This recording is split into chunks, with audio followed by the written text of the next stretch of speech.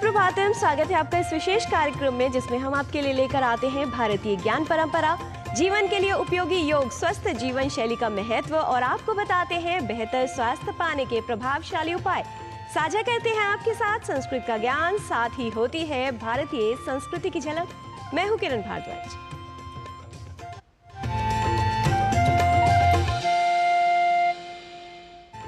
कहते हैं समय के आगे न चले कभी किसी का जोर, कई बनाता खेल ये कभी ना करता शोर। समय के साथ चलना आवश्यक है। यदि जीवन में कुछ प्राप्त करना है तो समय के महत्व और उपयोगिता को जानना और उसका पालन करना अनिवार्य है। यदि हम अपने कार्य समय से करते हैं तो जीवन में बड़े काम बेहतर तरीके से कर सकते हैं और जीवन में अपने लक्ष्य की प्राप्ति कर सकते हैं। समय को महत्व को समझते हैं, उसके लिए देख लेते हैं आज का पंचांग और जान लेते हैं क्या है आज की तिथि, वार और नक्षत्र। युगाब्द 5126, विक्रमी संवत 2081, शक संवत 1946, उत्तरायण, वैशाख मास, शुक्ल पक्ष, द्वादशी तिथि, सोमवार, चित्रा नक्षत्र। आज का दिन मंगलमय हो।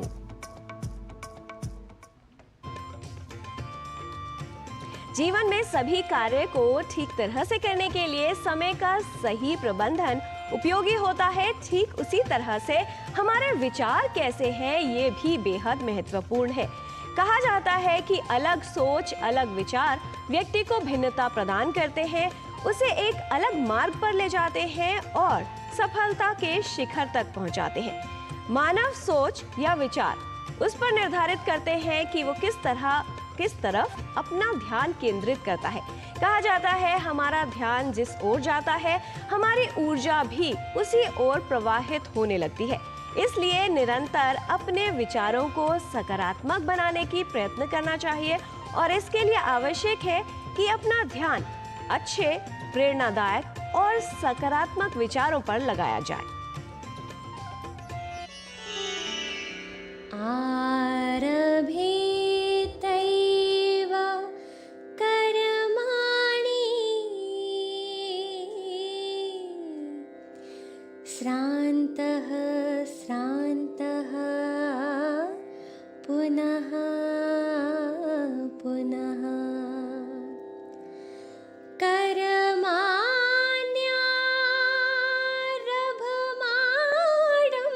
हि पुरुषं श्रीर्निषेवते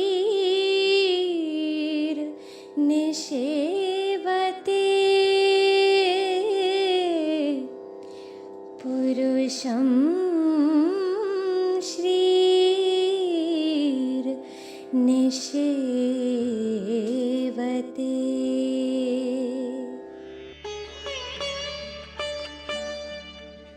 सफलता न मिलने पर भी बार बार कर्म किए जाने चाहिए, क्योंकि कर्म का आरंभ करने वाले मनुष्य को अंततः विजय श्री की प्राप्ति होती ही है। Even in the face of failure, never give up trying, as one who ceaselessly tries to push back failures is bound to succeed in the end.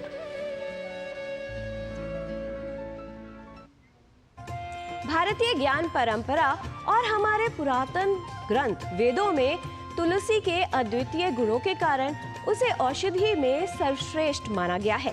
व्यक्ति के जन्म से लेकर मृत्यु तक हर महत्वपूर्ण अवस्था में तुलसी का बेहद महत्वपूर्ण योगदान रहता है। तुलसी के धार्मिक बहुत अधिक महत्व तो है ही, साथ ही इसके औषधीय गुण भी काफी है।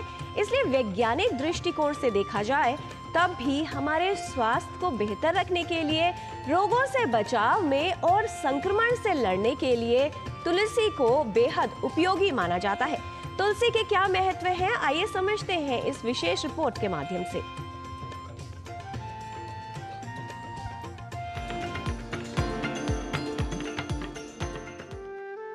भारतीय संस्कृति में आयुर्वेदिक ग्रंथों और उनमें वर्णित वृक्षों व पौधों की पर्यावरण परक एवं स्वास्थ्यगत विशेषताओं से भला कौन अपरिचित होगा।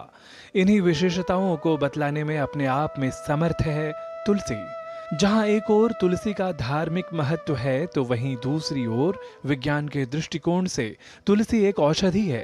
हृदय रोग हो या सर्दी जुकाम, भारत में सदियों से तुलसी का प्रयोग होता चला आ रहा है। औषधीय गुणों से परिपूर्ण पौराणिक काल से प्रसिद्ध पतित पावनी तुलसी के पत्तों का विधिपूर्वक नियमित सेवन करना अत्यंत लाभप्रद कहा गया है। एक सर्वाधिक औषधीय एवं पवित्र पौधा तुलसी जी के रूप में भारत के हर आंगन में देखने को मिल जाता है। तुलसी का जितना औषधीय महत्व है उतना ही आध्यात्मिक महत्व भी है। तुलसी रोगनाशक है, खासकर श्वसन तंत्र के रोगों को नष्ट करती है, क्योंकि तुलसी जी प्राण वायु को उत्पन्न करती हैं और प्राण जब बढ़ते हैं तो हमारे फेफड़े स्वस्थ होते हैं। इसलिए खांसी, जुकाम, अस्थमा, बुखार, इस तरह की जब समस्याएं हों तो तुलसी जी का काढ़ा जरूर पीना चाहिए। जीवन के आरंभ से लेकर मृत्यु तक हमारे जीवन में तुलसी का अत्यधिक महत्व है। पौराणिक मान्यताओं के अनुसार तुलसी धारण करने वाले को यमराज कष्ट नहीं देते। इसके साथ ही मोक्ष की प्राप्ति के लिए मृत्यु के समय मुंह में तुलसी के पत्ते को रखने की भी सनातन परंपरा रही है। तुलसी को वायु शोधन एवं पवित्रता के लिए हर आंगन में लगाने की परंपरा रही है, क्योंकि तुलसी को सर्वाधिक ऑक्सीजन प्रदान करने वाले पौधों में से एक माना जाता है।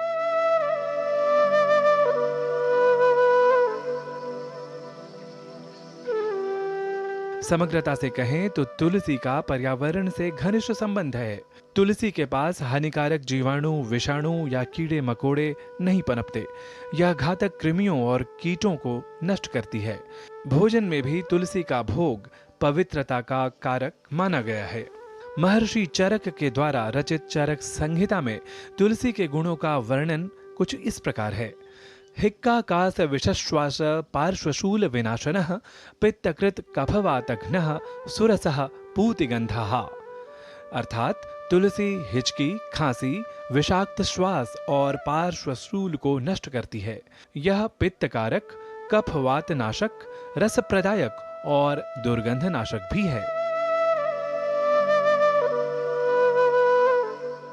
धार्मिक कथाओं के अनुसार देवताओं और दानवों द्वारा किए गए समुद्र मंथन के समय जो अमृत धरती पर गिरा, उसी के प्रभाव से ही तुलसी की भी उत्पत्ति हुई। भारतीय समाज और संस्कृति में तुलसी के महत्व को इस बात से समझा जा सकता है कि इसे हर परिवार अपने आंगन या दरवाजे पर लगाता है। संध्या के समय तुलसी के पौधे के नीचे दीपक जलाने की परंपरा भी हजारों सालों से है। मान्यता है कि ऐसा करने से तुलसी से निकली गंध दीपक से निकली ऊष्मा से मिलकर वायु को शोधित करने का काम करती है। निस्संदेह वृक्षों व अन्य पौधों को पूजने वाली भारतीय संस्कृति में आयुर्वेद की दृष्टि से भी अत्यंत लाभप्रद पौधे पर्यावरण के साथ ही साधारण जीवन में कितना महत्व रखते हैं, यह तुलसी जैसे पौधों में विद्यमान स्वास्थ्यपरक गुणवत्ता का आकलन कर समझा जा सकता है। जनेंद्र सिंह की रिपोर्ट, जीजी न्यूज।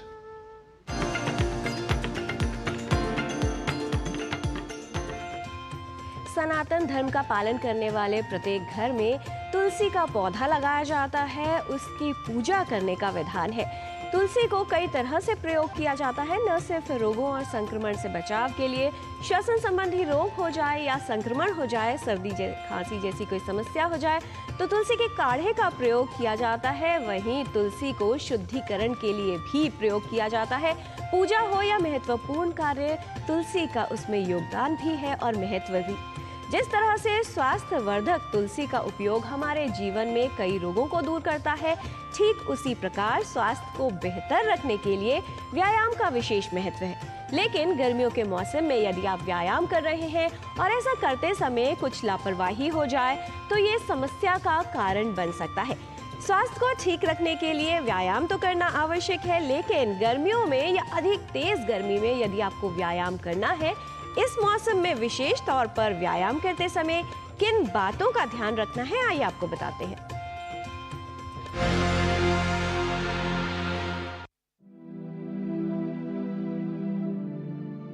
बेहतर स्वास्थ्य के लिए व्यायाम का विशेष महत्व है।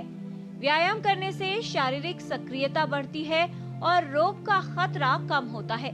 व्यायाम में कई तरह की क्रियाओं को शामिल किया जाए तो ये लाभकारी होता है। व्यायाम करने से स्वास्थ्य को कई लाभ होते हैं। वजन कम करने के लिए काफी उपयोगी है व्यायाम करना। साथ ही नियमित व्यायाम करने से वजन नियंत्रित रहता है। प्रतिदिन व्यायाम को अपनी दिनचर्या में शामिल करना चाहिए। नियमित व्यायाम से मन, मस्तिष्क व स्वभाव पर सकारात्मक प्रभाव पड़ते हैं। नींद अच्छी आती है, तनाव कम रहता है। शरीर को चुस्त और दुरुस्त रखने के लिए उपयोगी है व्यायाम करना। व्यायाम करने से शरीर की चय अपचय प्रक्रिया को बढ़ाया जा सकता है। नियमित व्यायाम अच्छे स्वास्थ्य की कुंजी है, लेकिन गर्मियों में वर्कआउट करते समय सावधानी बरतने की आवश्यकता होती है।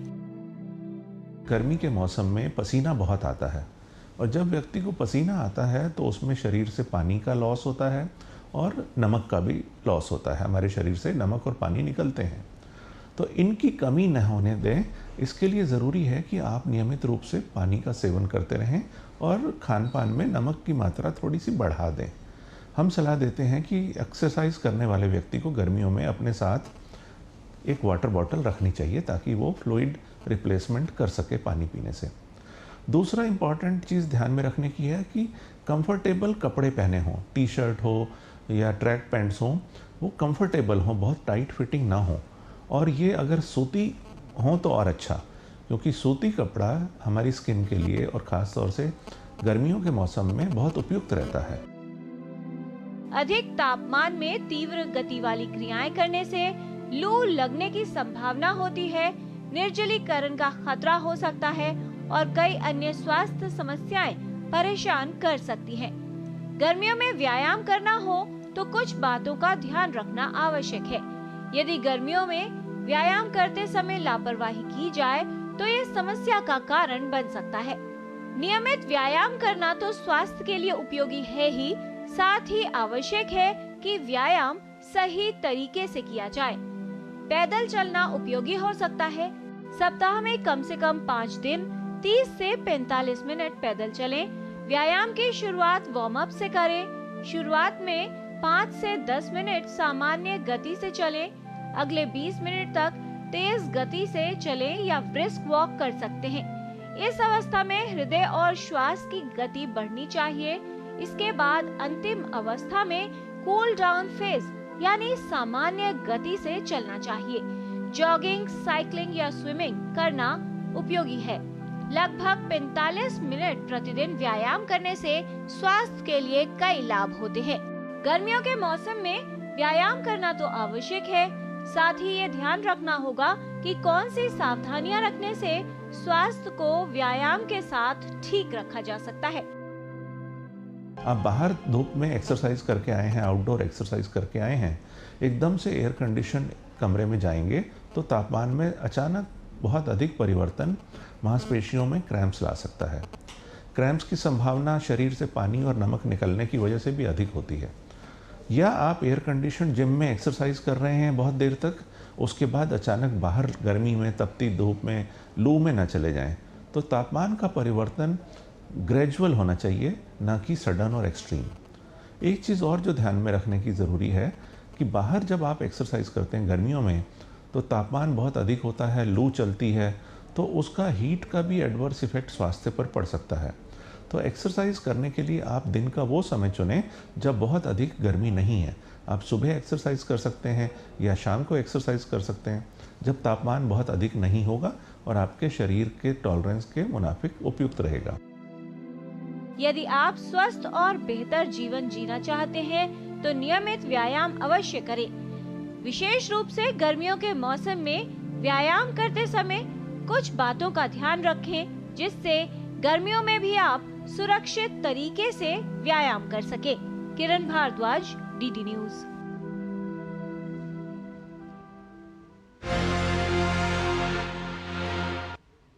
जो लोग ये मानते हैं कि गर्मियों के मौसम में वैसे भी अधिक पसीना आता है तो शायद व्यायाम की आवश्यकता नहीं होती, उन्हें समझ लेना चाहिए कि यदि आप स्वस्थ रहना चाहते हैं तो हर तरीके से हर मौसम में व्यायाम करना आपके लिए उपयोगी है। लेकिन गर्मियों के मौसम में यदि व्यायाम कर रहे हैं तो ध्यान ये रखना है कि पानी पीते रहें जिससे निर्जलीकरण या डिहाइड्रेशन ना हो। साथ ही अचानक तापमान परिवर्तन से बचें और जो पानी या तरल आप पी रहे हैं वो ठंडा ना हो। स्वास्थ्यवर्धक व्यायाम को निरंतर जारी रखें और अगर आप व्यायाम नहीं करते हैं तो उससे भी कुछ खतरे हो सकते हैं। क्या होता है प्रभाव, ये भी आपको बताएंगे। उससे पहले लेते हैं एक छोटा सा विराम। आप देखते रहिए डीडी न्यूज। बात जब पीढ़ियों के लिए बनने वाले घर की हो तो जिम्मेदारी बड़ी हो जाती है। गैलेंट समझता है ये जिम्मेदारी। अब डबल एम रिब्स के साथ गैलेंट एडवांस टीएमटी रीबार, निर्माण का रियल हीरो। मैं क्या जी, सब जानते हैं, जहां दिखे मारियो, अपना समझ के खा लियो। स्वाद से सबको दीवाना कर दे, दीवाना कर दे। पता का चाय, गजब का स्वाद। तेरी होने वाली मदर इन लॉ कुछ ज्यादा ही ट्रेडिशनल है। ट्रेडिशनल लोग ज्यादा इमोशनल होते हैं। तो भाई साहब, अब कोई किसी की लाइफ में आग नहीं लगा पाएगा। समर कूल, जो हर दिल करे कबूल। ब्रेक के बाद आपका स्वागत है। स्वास्थ्य को ठीक रखने के लिए व्यायाम बेहद उपयोगी है, लेकिन जो लोग व्यायाम नहीं करते, अपने आहार पर ध्यान नहीं देते, अधिक देर तक बैठे रहते हैं, उनमें एक बड़ी समस्या जन्म ले लेती है जिसे कहा जाता है मोटापा। यदि आपका वजन ज्यादा है और विशेष तौर पर चेहरे के आसपास अधिक वजन है तो ये डबल चिन की समस्या का कारण बन सकता है। ऐसे में कौन सी यौगिक क्रियाएं आपके लिए लाभकारी हो सकती हैं, आइए जान लेते हैं। नमस्ते, मैं अरुणा चौधरी। आजकल महिला हो या पुरुष, टीनेजर्स हो या सीनियर सिटीजन्स, सभी लोग अपने लुक्स को लेकर के बहुत ही कॉन्शियस हैं, यानी कि संचेत हैं। तो आज हम डबल चिन के बारे में कुछ डिस्कशन करेंगे, कुछ ऐसे स्ट्रेचेस बताएंगे आपको जो आप खड़े होकर के या बैठ करके दोनों तरीके से हम कर सकते हैं।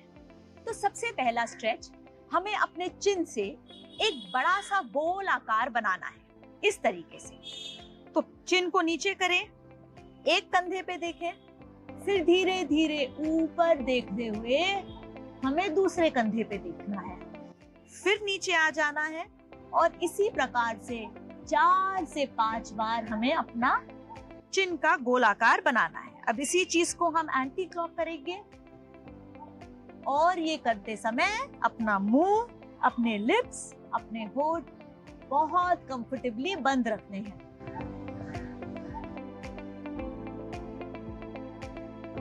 अब दूसरा स्ट्रेच, तो हमें अपने चिन को साइड की तरफ लेकर के जाना है और पूरी तरह से अपने कानों को अपने कंधे की तरफ लगाने का प्रयास करना है। अब हमें वापस नीचे आ जाना है, दूसरी दिशा के अंदर अपने कंधे को अपने कान के तरफ ले जाना है। यही प्रक्रिया हमें कम से कम 4 से 5 बार करनी होगी। इससे हमारे नेक के मसल स्ट्रेच हो जाते हैं और कंधे बिल्कुल सीधे रहने चाहिए, कंधे बिल्कुल भी उचकने नहीं चाहिए।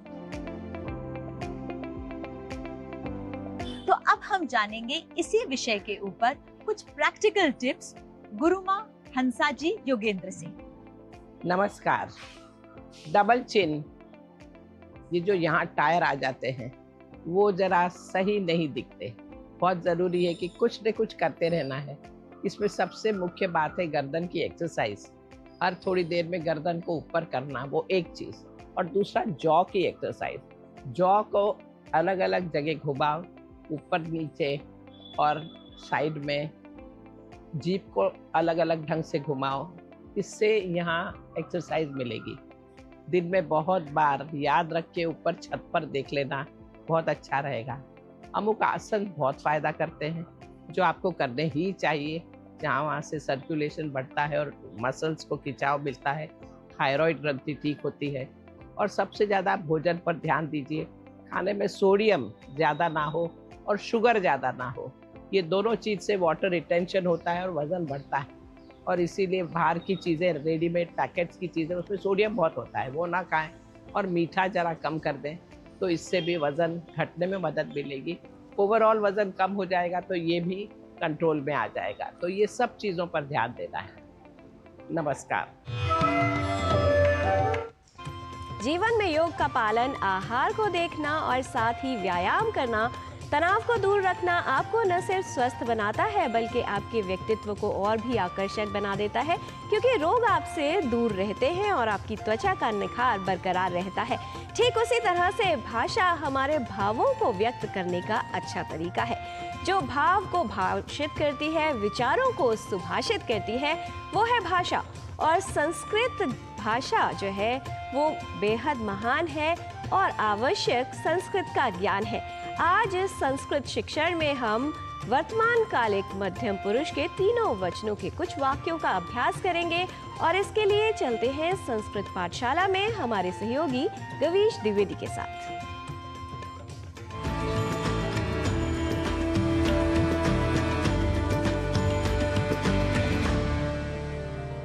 मित्राणि नमो नमः।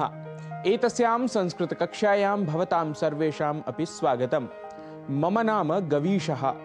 मित्राणि, संस्कृत पाठशाला में हम अब तक वर्तमान कालिक प्रथम पुरुष एवं मध्यम पुरुष के वाक्यों को तीनों वचनों में अर्थात एक वचन, द्विवचन व बहुवचन में बनाना सीख चुके हैं।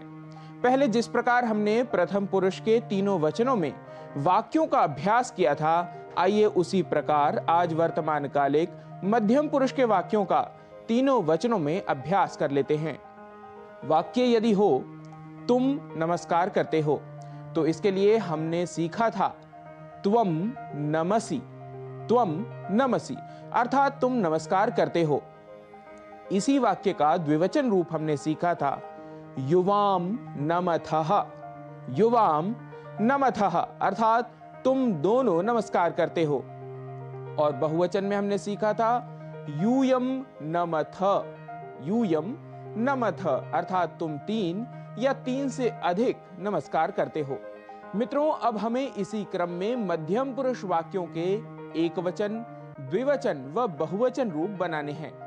वाक्य यदि हो तुम बोलते हो, तो एक वचन में कहेंगे त्वम वदसि, त्वम वदसि। इसी का द्विवचन रूप बनेगा युवाम वदथः, युवाम वदथः अर्थात तुम दो बोलते हो। और बहुवचन रूप होगा यूयम वदथ, यूयम वदथ अर्थात तुम सब बोलते हो। अग्रिम वाक्य है तुम देखते हो, त्वम पश्यसि। द्विवचन रूप बनेगा युवाम पश्यथः, युवाम पश्यथः। और बहुवचन में यूयम पश्यथः अर्थात तुम सब देखते हो। त्वम पृच्छसि, तुम पूछते हो। युवाम पृच्छथः, तुम दोनों पूछते हो। यूयम पृच्छथ, तुम सब पूछते हो। इसी प्रकार त्वम गच्छसि, तुम जाते हो। युवाम गच्छथः, तुम दोनों जाते हो। यूयम गच्छथ, तुम सब जाते हो। यह इसका बहुवचन रूप बनेगा। वाक्य यदि हो त्वम धावसि, तो इसका द्विवचन रूप होगा युवाम धावथः, युवाम धावथः। और बहुवचन में बनेगा यूयम धावथ, यूयम धावथ। त्वम अर्थात तुम, युवाम अर्थात तुम दो, और यूयम अर्थात तुम सब। अग्रिम वाक्य ले लेते हैं तुम घूमते हो, तो इसे संस्कृत में कहेंगे त्वम अटसि। इसी का द्विवचन रूप बनेगा युवाम अटथः। और बहुवचन में यूयम अटथ अर्थात तुम सब घूमते हो। अग्रिम वाक्य तुम ठहरते हो, तो वाक्य बनेगा त्वम तिष्ठसि, त्वम तिष्ठसि। इसी का द्विवचन रूप बनेगा युवाम तिष्ठथः, युवाम तिष्ठथः।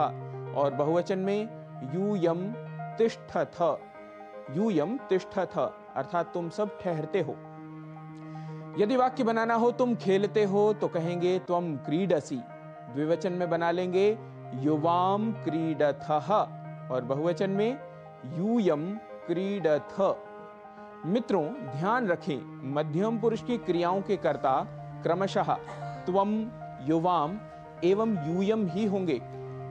ऐसे ही कुछ और क्रियाओं के नए अभ्यास को लेकर पुनः होंगे उपस्थित। तब तक के लिए नमो नमः, नमस्कारः, पुनः मिलामः।